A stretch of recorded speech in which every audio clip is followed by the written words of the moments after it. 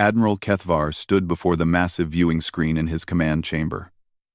Stars stretched out before him like tiny diamonds scattered across black silk. His ship, the Times Dominance Asterisk, was one of the largest vessels in the Zithian Empire's fleet. It had helped conquer 47 worlds across the galaxy.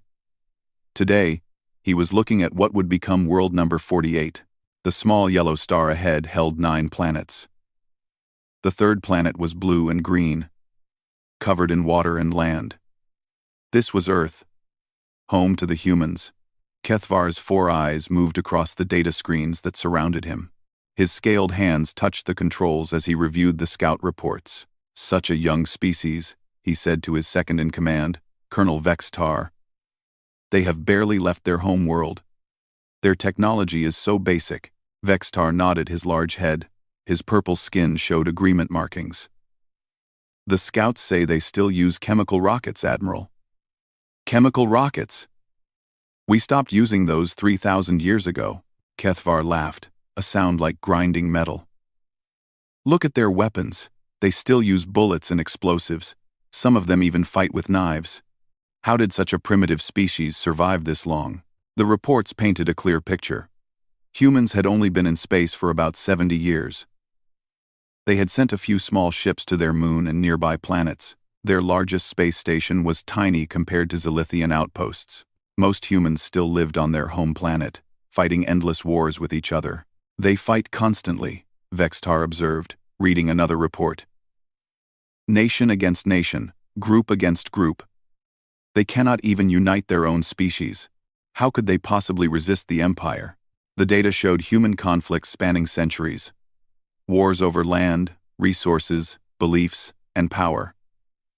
The humans seemed to spend more time fighting each other than developing their technology. Their planet was divided into hundreds of separate governments. They spoke different languages and followed different customs. Perfect, Kethvar said. A divided species is easy to conquer. When we attack, they will probably surrender immediately. Some might even help us if we promise them power over their enemies. The scout ships had watched Earth for 6 months. They had seen human armies fighting in distant lands. They had observed human ships patrolling the oceans, weapons pointed at each other. The humans even had weapons pointed at space. But the scouts' stealth technology made them invisible to human sensors. Their space defenses are laughable. Colonel Vextar read from another report. A few dozen satellites with basic sensors. Some orbital platforms with simple weapons. Nothing that could threaten even our smallest ships. Kethvar walked to his personal quarters attached to the command center. The walls displayed images of his 47 victories. Each world had fallen within days of his arrival. The pattern was always the same. Arrive with overwhelming force. Demonstrate superior power. Demand surrender. And accept the inevitable submission of the defeated species. He looked at his collection of surrender documents, each one signed by the leaders of conquered worlds. Soon, he would add Earth's surrender to his collection. It would probably be the easiest victory yet. Admiral, Vextar called from the command center. We're receiving more intelligence from the scout ships. Kethvar returned to read the new data. The humans were currently engaged in several small conflicts around their planet. Their weapons were crude but effective against each other. Their soldiers showed courage but lacked advanced equipment. Their leaders made speeches about freedom and resistance. But what could they do against Zithian technology? The reports showed human rockets struggling to reach orbit. Their fastest ships took months to reach their nearest planetary neighbors. They had no faster-than-light travel, no energy shields, no plasma weapons, no artificial intelligence to guide their weapon systems. They're like children playing with toys, Kethvar mused. Dangerous toys. Perhaps, but still just toys. The Zithian doctrine was simple and effective. Arrive with a fleet large enough to destroy any resistance. Position the ships where they could devastate the planet if needed. Broadcast a surrender demand. Give the target species time to realize their hopeless situation. Accept their surrender and add another world to the Empire. It had worked on 47 worlds. Species much more advanced than humans had surrendered rather than face annihilation. The Rigelians had energy weapons and planetary shields, but they surrendered. The Vorthan Collective had a powerful space fleet, but they surrendered. The crystal beings of Andromaca could manipulate matter itself, but they too surrendered. Humans would be no different. Prepare the fleet, Kethvar ordered. 12 dreadnoughts should be more than enough. Actually, 12 dreadnoughts might be excessive for such a primitive world, but I want to make an impression on the other species watching. Let them see what happens to those who might think about resistance. Vextar began issuing orders to the fleet commanders. Soon, 12 massive ships would drop out of hyperspace at the edge of the Earth system. Each ship was the size of a small moon. Each carried enough firepower to turn a planet into floating debris. The plan was perfect in its simplicity. The humans would see the fleet and realize they had no chance. Their primitive weapons could not harm Zithian shields. Their chemical rockets could not catch Zithian ships. Their divided governments would panic and blame each other instead of working together. Set course for the Sol system, Kethvar commanded. Full fleet formation. We'll give these humans the honor of seeing Zithian power before they surrender.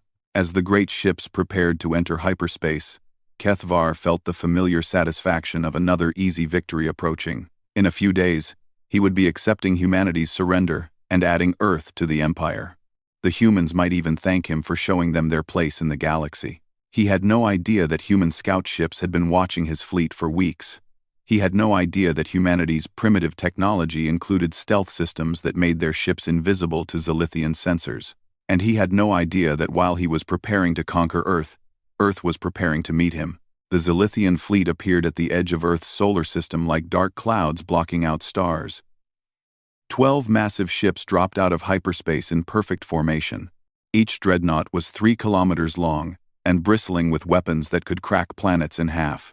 Admiral Kethvar stood on his bridge, watching the third planet grow larger on his screens. Earth looked peaceful from this distance. Blue oceans, white clouds, brown and green land masses. Soon it would be another conquered world in the Empire's vast collection. Begin the broadcast, he ordered his communications officer. The message went out across all human radio frequencies, television signals, and computer networks. The Zithian translation computers had prepared the ultimatum in the major human languages, though the grammar was rough and many words were wrong. Attention humans of Earth, you are now facing the Zithian Empire. We have conquered 47 worlds. Your planet will surrender unconditionally within 72 hours. If you refuse, we will destroy your world and all life on it. This is your only warning. Submit now, or face complete annihilation. Kethvar expected immediate panic. On other worlds, the first response was usually terror, followed by desperate attempts to negotiate or buy time. Sometimes the local governments would try to contact each other to plan a unified response. Always, there was fear. The human response confused him completely. "Sir," his communications officer said, his voice uncertain, "we're receiving many responses from the planet. GZ. Good. Are their leaders ready to negotiate surrender terms? I'm not sure, sir. The messages are very strange." On the main screen, text began scrolling past in dozens of human languages. The translation computers struggled to keep up. Most of the messages made no sense. From the nation called United States. Is this a joke? Did Russia hack our satellites again? From the European Union. We demand proof of your identity and peaceful intentions before any negotiations. From China. Unknown vessels. Identify yourselves according to international space law. But mixed in with the official responses were thousands of other messages that baffled the Zithians completely. Individual humans were sending personal responses to the invasion fleet. From user AwesomeGamer47. Finally. I knew aliens were real. Can I join your crew? From user MemeLord2089. You picked the wrong planet, fool. With attached image files. From user Taco Bell Survivor. You think you can scare us? We eat spicy food for fun. Colonel Vextar looked at his admiral with confusion. Sir, are these humans taking our threat seriously? More messages poured in.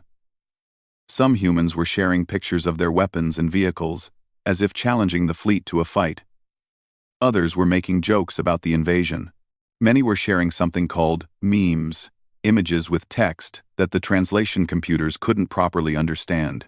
From user Alien Hunter 92. Been waiting for this my whole life. Come at me. Space lizards. From user Science Mom. My daughter wants to know if you need help with your grammar. She's in 3rd grade. 5 Kethvar's confusion grew. Are they mocking us? Do they not understand what's about to happen to them? The official government responses were more typical, but still strange. Instead of immediate panic, human leaders were demanding proof, asking for credentials, and arguing about jurisdiction. Some governments were actually arguing with each other about who should respond to the aliens. From the United Nations, any extraterrestrial contact must go through proper diplomatic channels. From NASA, we're detecting your ships, but require verification of your intentions and origin. From the Pentagon, unknown vessels are advised that they are in violation of Earth airspace. The Zithians had never encountered anything like this.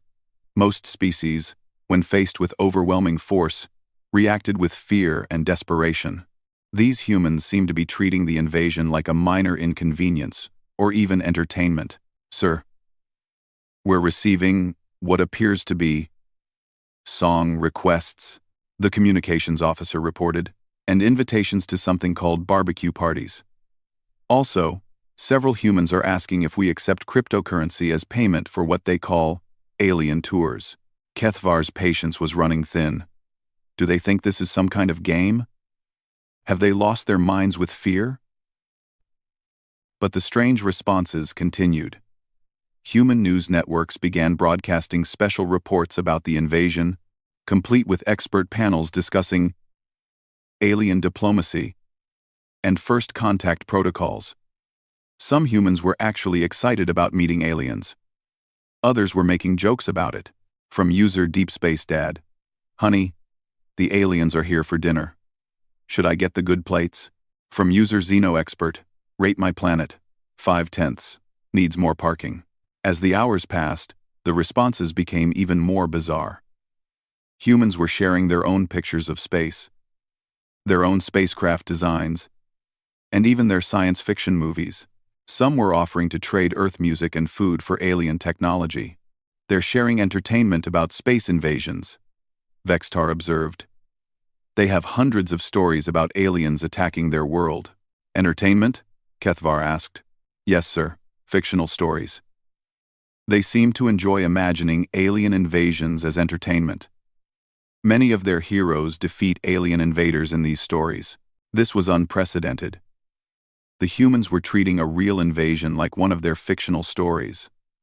Some were even copying dialogue from their movies and sending it to the fleet. From user MovieBuff1980, welcome to Earth, with attached video file showing an explosion. From user Sci-Fi Fan, your tactics are predictable. Haven't you seen Independence Day? By the second day, human behavior became even stranger. Instead of panic, they seemed to be having fun with the situation. Social media was full of jokes about the invasion. Humans were sharing funny images about aliens, making up songs about the encounter, and some were even pretending to be aliens themselves. Sir, the communications officer said, we're receiving what appears to be food delivery offers. Multiple humans are offering to bring us pizza. Pizza? A human food item, sir. They seem to think we might be hungry. Kethvar had conquered 47 worlds. He had faced desperate resistance, passionate speeches about freedom, and even suicidal attacks by species protecting their homes. But he had never faced an entire planet that seemed to think an invasion was amusing. Perhaps they're in shock, Vextar suggested. Some species react to extreme fear with inappropriate behavior. For 72 hours? Kethvar asked. When the deadline expired, there had been no formal surrender. No unified response from human governments. No pleas for mercy. Just thousands of strange messages, jokes, and invitations to parties. The humans seemed to be waiting for something, but not rescue. They were waiting like people watching an interesting show, curious to see what would happen next. Sir, Should we begin the demonstration attack? Vextar asked. Kethvar looked at the peaceful blue planet below. The humans had shown no fear, no respect for Zithian power, and no understanding of their situation. It was time to teach them the consequences of their attitude. Target their military command center. One planet cracker beam should get their attention, but as his ship charged its main weapon, Kethvar couldn't shake the feeling that something was very wrong with this entire situation. The planet cracker beam launched from the Time's dominance times like a spear of pure energy. It was the same weapon that had shattered mountains on Rigel Prime and melted the crystal cities of Andromaca. The beam could punch through any known shield and turn solid rock into glowing plasma. Admiral Kethvar watched the energy strike Earth's surface, aimed directly at the human military installation called NORAD. This would show the humans what Zithian power could do. This would make them understand their mistake. The beam struck and disappeared. What? Kethvar stared at his screens. Where did it go? Instead of an explosion that should have carved a crater 50 kilometers wide, there was nothing. The beam had simply vanished, as if Earth had swallowed it whole. Then the planet began to glow. A shimmering barrier of energy rose from Earth's surface, growing stronger and brighter as Kethvar watched. The barrier wrapped around the entire planet like a soap bubble made of starlight. His ship's sensors screamed warnings as they detected power readings that shouldn't be possible. Sir, Colonel Vextar shouted from his station. Energy signatures all over the planet. Massive power sources activating everywhere. On the display screen, Earth transformed before their eyes. What had looked like a primitive world covered in cities and forests now revealed its true nature. Structures that had appeared to be simple buildings dropped their disguises and stood revealed as massive defense towers. Each tower was larger than a Zithian dreadnought. How many are there? Kethvar demanded. Counting now, sir. I count over 2,000 major installations. No. Wait. 3,000. Sir. They're everywhere. Every continent, every major island, under the oceans. The International Space Station, which their scouts had reported as a small research facility, began to unfold like a metal flower. Panels opened, sections extended, and weapon arrays emerged.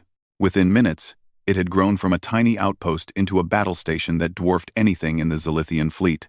Sir, we're detecting movement all over the planet, the sensor operator reported. Underground facilities opening, ocean platforms rising, mountain installations activating. But the real shock came from space itself. Objects that had registered as simple communications satellites began to change. One by one, they revealed their true forms. Stealth fields dropped away to show hunter-killer drones, weapons platforms, and shield generators. There were thousands of them, hidden in plain sight. How did we miss all this? Vextar asked in horror. Because they wanted us to miss it, Kethvar realized. They've been hiding their true capabilities. The human response came across all communication channels, broadcast with technology that was clearly far superior to anything the Zithians possessed. The signal was crystal clear, perfectly translated into Zithian language, and transmitted with enough power to reach every ship in the fleet simultaneously. Attention Zithian Empire. This is Admiral Sarah Chen of the Earth Defense Force. Your attack has been noted and your intentions recorded. Please stand by while we prepare our response. The voice was calm, almost polite. But Kethvar could hear something underneath the politeness that made his scales crawl. It was confidence. Complete, absolute confidence. Sir, his communications officer said quietly, they're broadcasting on frequencies we didn't know existed. And sir, they're using quantum transmission. That technology is theoretical, even for us. More objects began moving in Earth's orbital space. What had appeared to be space debris and asteroids revealed themselves as camouflaged ships. They moved with purpose and precision, taking positions around the Zithian fleet with speeds that defied physics. How are they moving so fast? Kethvar asked. Unknown, sir. Our sensors can barely track them. They're using some kind of gravity manipulation we've never seen before. The truth hit Kethvar like a physical blow. The primitive rockets the scouts had observed were decoys. The real human ships had been invisible, watching and waiting. The chemical fuel signatures his scouts detected were fake. The humans had been deliberately showing them obsolete technology while hiding their true capabilities. "Sir, we're receiving another transmission." Admiral Chen's voice came through again, still perfectly calm. "We've been aware of your empire for 37 years. We've studied your expansion pattern, analyzed your tactics, and prepared accordingly. Your scout ships were detected the moment they entered our system. We've been watching you watch us." The display screens in Kethvar's command center lit up with new information. Star charts showing Zithian positions throughout the galaxy. Detailed analyses of every battle the Empire had fought. Tactical assessments of every ship class in their fleet. The humans knew everything. "Your method of conquest is effective but predictable," Admiral Chen continued. "Arrive with overwhelming force. Demonstrate superior firepower. Demand surrender. You've used the same strategy on 47 worlds. We've had decades to prepare for exactly this scenario." Human ships began emerging from Earth's shadow. Not the crude chemical rockets the scouts had reported, but sleek vessels that moved like living things. They were smaller than Zithian dreadnoughts, but radiated power signatures that made Kethvar's sensors overload. "Sir, those ships, they're using antimatter drives, and something else, some kind of space-time manipulation I don't understand." "How many ships are there?" I can't get an accurate count, sir. They keep appearing from nowhere. At least 50. No. Wait. Over 100 now, sir. I think they're coming out of some kind of dimensional space." The human fleet moved with perfect coordination. No radio chatter, no visible command signals. Just flawless teamwork that spoke of either highly advanced artificial intelligence or a level of training that put Zithian forces to shame. "Admiral Kethvar," came Admiral Chen's voice again. "You're probably wondering how a primitive species developed such technology. The answer is simple. We're not primitive. We've been spacefaring for far longer than your scouts observed. What you saw was what we wanted you to see." Images began appearing on Kethvar's screens. Human ships moving between the stars. Hidden colonies on distant worlds. Mining operations in asteroid belts light years from Earth. A civilization that spanned dozens of star systems, all carefully concealed from Zithian detection. "Your scout ships observed our training exercises," Admiral Chen explained. "What you interpreted as primitive warfare was actually preparation for this exact moment. Every conflict you observed was a simulation designed to test our coordination against a technologically superior force." The truth was devastating. The human wars weren't signs of a fractured species. They were war games. Practice sessions. The humans had been training for decades to fight an enemy exactly like the Zithian Empire. "Sir," Vextar said quietly, "I recommend we retreat immediately." But when Kethvar tried to order his fleet to withdraw, he discovered that human ships had positioned themselves perfectly to block every escape route. They weren't trapped by superior numbers. They were trapped by superior tactics. Admiral Kethvar, Admiral Chen's voice, had lost its politeness. Now it carried the cold authority of someone who held all the advantages. "You came here to conquer Earth. Instead, you've given us a reason to leave our home system and introduce ourselves to the galaxy. For that, we thank you." The human fleet began moving closer. And Kethvar realized that his 12 dreadnoughts, which had conquered 47 worlds, were now completely outmatched by a species they had dismissed as primitive children playing with toys. Admiral Kethvar had commanded fleets for 3 decades.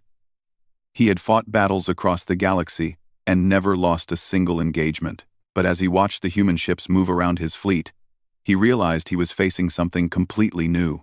"All ships, battle formation," he ordered. "Activate shields and prepare to fire."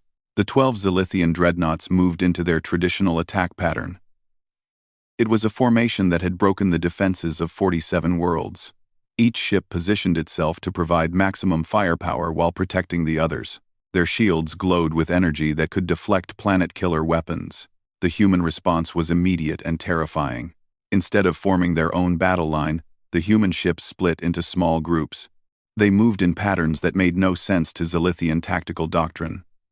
Some ships dove below the fleet. Others climbed above it. A few actually flew directly toward the dreadnoughts, as if planning suicide attacks. "Sir, they're not following any battle formation we've seen before," Colonel Vextar reported. "Their movement patterns are completely random. Random movements mean random tactics," Kethvar said, trying to convince himself. "They may have better technology, but they lack military discipline. All ships, open fire!" The Zithian fleet unleashed its full firepower. Energy beams that could melt asteroids lashed out at the human ships. Missile swarms that could overwhelm any defense system streaked through space. The combined firepower of 12 dreadnoughts could destroy a small moon. Every shot missed. The human ships moved like nothing Kethvar had ever seen. They twisted through space in impossible directions, dodging weapons fire with precision that defied physics. One ship actually seemed to disappear for a moment, reappearing behind a Zithian dreadnought. "How are they moving like that?" Kethvar demanded. "Unknown, sir. They're not following normal physics. It's like they're sliding through space-time itself." The human counterattack began with surgical precision. Instead of trying to destroy the Zithian ships, they targeted specific systems. Human weapons fire, precise as laser surgery, struck the dreadnought's shield generators, weapon arrays, and engine systems. Within minutes, the Times Retribution Times lost all its forward weapons. The Times Iron Fist Times found its engines disabled. The Times Death's Edge Times spun helplessly as its navigation systems failed. "They're not trying to destroy us," Vextar realized. "They're capturing us." It was worse than destruction. The humans were systematically disabling the entire fleet without killing anyone. They were demonstrating complete control over the battle, showing that they could have destroyed every Zithian ship whenever they chose to. "Sir, the Times Vengeance Times is reporting massive systems failures. The humans put something inside their shield matrix. It's spreading through their entire computer network." Kethvar watched in horror as one of his most powerful ships became completely helpless. The humans hadn't breached the shields. They had somehow inserted a virus or weapon directly through the shield energy itself. "How is that possible?" "They understand our technology better than we do," Vextar said quietly. The battle continued, but it wasn't really a battle anymore. It was a demonstration. Human ships flowed around the Zithian fleet, like water around rocks. Every time a dreadnought tried to target a human ship, 3 more appeared from different directions. The humans fought with perfect coordination, as if all their ships shared a single mind. "Sir." Incoming transmission from the human flagship. Admiral Chen's voice filled the bridge once again. "Admiral Kethvar, your fleet is disabled but intact. Your crews are unharmed. This is intentional. We want you to return to your empire with a message." The main view screen showed the current state of the battle. All 12 Zithian dreadnoughts floated dead in space, their weapons silent, their shields down. The human fleet surrounded them in a perfect sphere, weapons trained on every Zithian ship. "Your empire has conquered 47 worlds using fear and superior firepower," Admiral Chen continued. "You showed up at each world, demonstrated your strength, and demanded surrender. Today, we're showing you what happens when you try that tactic on a species that's been preparing for you." New ships were arriving from Earth, massive vessels that dwarfed even the Zithian dreadnoughts. But these weren't warships. They were engineering vessels, repair ships, and transports. The humans were preparing to salvage the Zithian fleet. "We're going to study every system on your ships," Admiral Chen explained. "We're going to analyze every weapon, every computer, every piece of technology. Not because we need it, but because we want to understand exactly how your empire operates." Human boarding pods launched from the engineering ships. They attached to the Zithian vessels with precision, creating sealed connections that allowed human technicians to board without causing hull breaches. "Sir, they're coming aboard," the security chief reported. "Should we resist?" Kethvar looked around his disabled bridge. Half his systems were down. His weapons were offline. His engines were dead. His crew was outnumbered and outgunned. "No," he said quietly. "Stand down.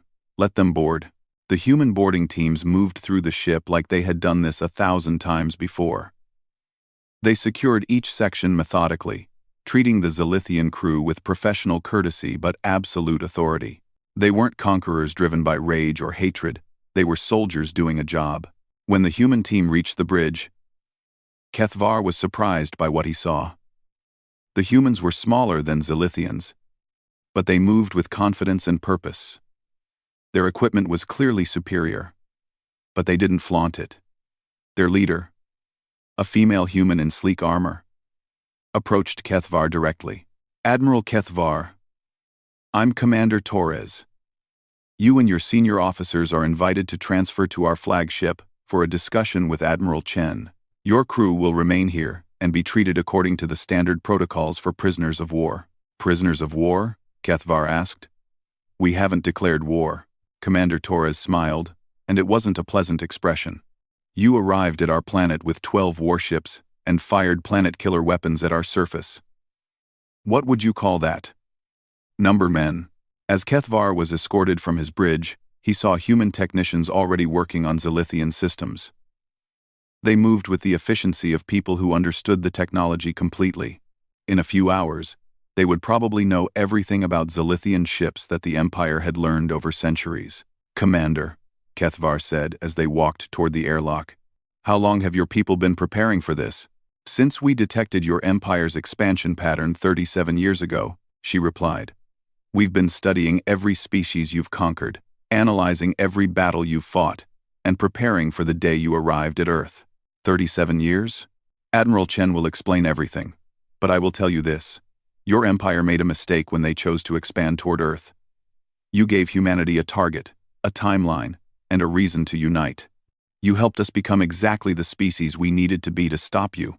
As they transferred to the human ship, Kethvar realized that his 47 victories meant nothing now. The Zithian Empire had finally met a species that was not only technologically superior, but had spent decades specifically preparing to defeat them. The worst part was knowing that this was only the beginning. The humans now knew where the Empire was, how it operated, and how to defeat it. And from what he had seen of their capabilities, there was nothing in the galaxy that could stop them from reshaping it however they chose. Admiral Kethvar found himself in a conference room that was more elegant than his own command chamber. The walls were made of some material that seemed to absorb light and reflect it back as gentle illumination. A table made of polished wood sat in the center, surrounded by comfortable chairs. It looked nothing like a military facility. Admiral Sarah Chen sat across from him, reviewing data on a transparent screen. She was smaller than any Zithian, with gray hair and calm brown eyes. She looked more like a teacher than the commander of the most advanced military force Kethvar had ever encountered. "Admiral Kethvar," she said without looking up from her screen. "Thank you for joining me. I hope your crew is comfortable. We've provided food that should be compatible with Zithian biology, and medical care for anyone who was injured during the capture of your ships. You treat your prisoners well," Kethvar said carefully. "You're not prisoners," Admiral Chen replied, finally looking at him. "You're messengers. We need you to return to your empire with information they need to understand." She gestured to the screen, and it displayed a map of the galaxy. Red dots marked Zithian territory. Dozens of star systems stretching across thousands of light years. Blue dots showed something else entirely. "This is what your scouts reported about human territory," Admiral Chen said, highlighting a single blue dot around Earth's star. "One system. Barely developed. Primitive technology." The display changed, and Kethvar's breath caught in his throat. Blue dots appeared throughout the galaxy, hundreds of them, scattered across every major region of space. Human colonies, mining operations, research stations, and military outposts covered far more territory than the Zithian Empire. "This is actual human territory," Admiral Chen explained. "We've been expanding quietly for over 200 years. We learned early in our space exploration that advertising our presence was dangerous, so we developed stealth technology and moved carefully." More information appeared on the display. Human ships had been present during several Zithian conquests, watching from stealth, recording everything. They had studied Zithian tactics, weapons, and technology from 47 different battles. Every time your empire conquered a world, we were there, Admiral Chen continued. Hidden, learning, preparing. We saw how you operated. We studied your strengths and found your weaknesses. We spent decades developing countermeasures for every weapon system you possess. Kethvar realized the scope of what he was seeing. You've been planning this for decades. Not this specific battle, Admiral Chen corrected. We've been planning for the survival of our species and the protection of other species in the galaxy. Your empire was just the most immediate threat. She touched the screen, and it displayed images from the 47 worlds the Zithians had conquered. Populations enslaved, resources stripped, entire civilizations reduced to servitude. We watched you destroy species that could have contributed amazing things to galactic civilization, Admiral Chen said, and for the first time her voice showed emotion. Scientists, artists, philosophers, engineers, entire cultures wiped out or enslaved because they couldn't resist your military force. That is the way of conquest, Kethvar said. The strong rule the weak. No, Admiral Chen replied firmly. That's the way of bullies. And humanity has decided that the galaxy needs better management. The display changed again, showing real-time images from across Zithian territory.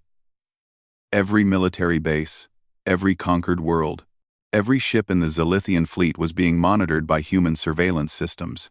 While you were traveling here to conquer Earth, we were positioning ourselves throughout your territory, Admiral Chen explained. Human ships are currently in orbit around every Zithian military installation. We could disable your entire empire within hours if we chose to. Kethvar felt cold terror creeping up his spine. You mean, your empire no longer exists as an independent military force, Admiral Chen said calmly. But we're not interested in conquest. We're interested in liberation and rehabilitation. A new message began broadcasting across the galaxy on every communication frequency. It reached every Zithian outpost, every conquered world, every military vessel simultaneously. The broadcast used technology that made faster-than-light communication look primitive. Attention, species of the galaxy, Admiral Chen's voice said across the stars. This is Admiral Sarah Chen of the Terran Defense Force. The Zithian Empire's military forces have been neutralized. All conquered worlds are hereby placed under Terran protection. Zithian military personnel have 72 hours to evacuate all occupied territories and return to your home systems. Kethvar watched his empire collapse in real time. On the display, human ships appeared around Zithian installations throughout the galaxy. Not attacking, not destroying, just appearing, demonstrating that they could be anywhere they chose to be. The 47 species enslaved by the Zithian Empire are now free. The broadcast continued. Terran assistance will be provided for rebuilding, medical aid, and technological development. Any Zithian personnel who remain on conquered worlds after the deadline will be considered to be choosing exile from their home empire. You're dismantling everything we built in centuries of conquest, Kethvar said quietly. We're fixing everything you broke in centuries of conquest, Admiral Chen corrected. The Rigelians will get their energy research facilities back. The Vorthans will rebuild their cultural centers. The crystal beings of Andromaca will restore their art galleries. All the things your empire destroyed or enslaved will be given the chance to flourish again. The broadcast wasn't finished. To the Zithian Empire, your expansion is over. Your military conquest of other species is finished.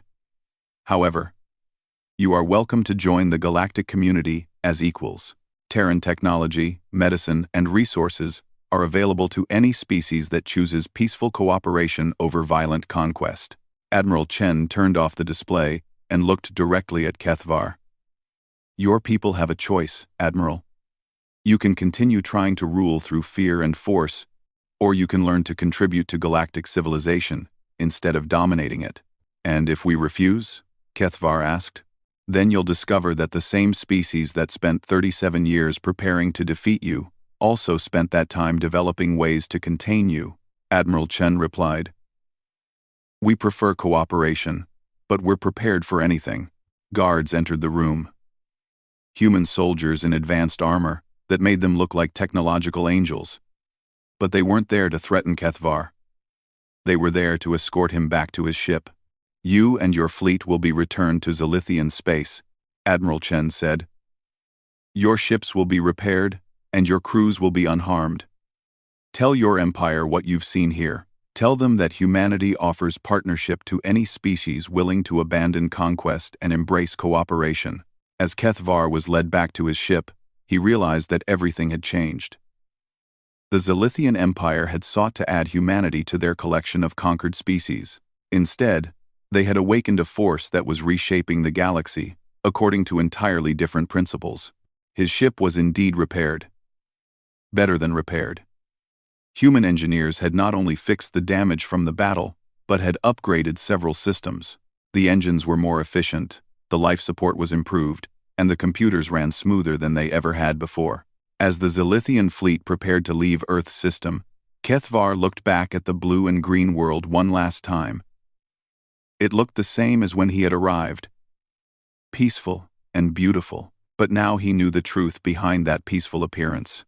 Humanity had been ready for them, had been waiting, had been preparing not just to defend themselves, but to free every species the Zithians had enslaved, and create a new kind of galactic civilization. Sir, Colonel Vextar asked quietly, what do we tell the Emperor?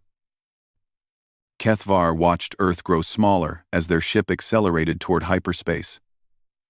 Soon, human ships would be arriving at every Zithian world. The Empire's expansion was over. Its conquered territories were free. Its future would be determined by how well it could learn to exist without conquest and domination. We tell him the truth, Kethvar said finally. We tell him that humanity said our attack was cute, and then they showed us what real power looks like. We tell him that the galaxy belongs to someone else now, and they're giving us the choice to join their community or be left behind by it. As his ship entered hyperspace, carrying news that would change Zithian society forever, Kethvar couldn't help but think about the human response to their invasion. They hadn't just defended their world, they had used the invasion as an excuse to introduce themselves to the galaxy and establish a new order among the stars. The humans had been right about one thing. Their attack had been cute. Compared to what humanity was capable of, the Zithian Empire had been nothing more than children playing with toys, and now the adults had arrived to teach the galaxy how things were really done.